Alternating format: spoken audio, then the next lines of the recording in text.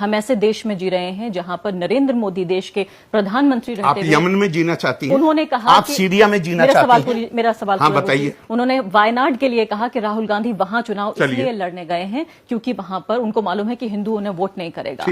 ہم ایک ایسے دور میں جی رہے ہیں جہاں 303 ممبر آف پارلیمنٹ میں ایک بھی مسلمان بی جے پی کی طرف سے نہیں ہے، تو آپ یہ بتائیے کہ ایسے وقت میں جہاں کی پوری پالیٹکس اینٹی مسلم ایک پلر پر بیسڈ ہو، وہاں آپ ایک طرح کی ایک ریجڈ لیگل سیکولرزم میں ایسا لگتا ہے کہ پھنس گئے۔ چلیے ٹھیک ہے، آپ پاکستان میں رہنا چاہتی ہیں جہاں پہ ہر جمعے کو مسجدوں میں بم پھینکے جاتے ہیں؟ میں ہندوستان کو بہتر بنانا چاہتی ہوں۔ آپ نے جملہ یہ نہیں کہا، میں ہندوستان کو بہتر بنانا چاہتی ہوں۔ جی نہیں، آپ نے جملہ کہا ہم ایسے ملک میں رہ رہے ہیں، اس طرح کے ہندوستان۔ جی نہیں، آپ نے جو جملہ کہا ہے وہ کہا ہے ہم ایسے ملک میں رہ رہے ہیں۔ تو آپ پاکستان میں رہنا چاہتی ہیں جہاں پہ ہر ہفتے ہر مسجد میں بم پھوڑے جاتے ہیں؟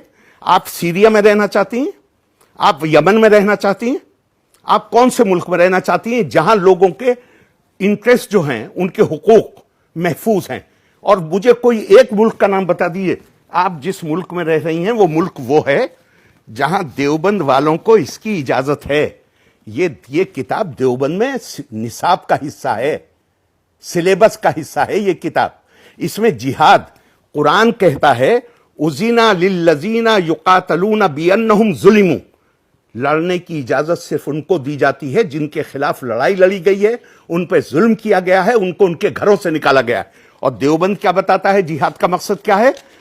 اور مجھے کوئی اعتراض نہیں ہے، کل 4% بچے پڑھتے ہیں، لیکن یہ 4% وہ ہیں جن کا مسجد کے ممبروں پہ قبضہ ہے، وہاں سے یہ تقریریں کرتے ہیں۔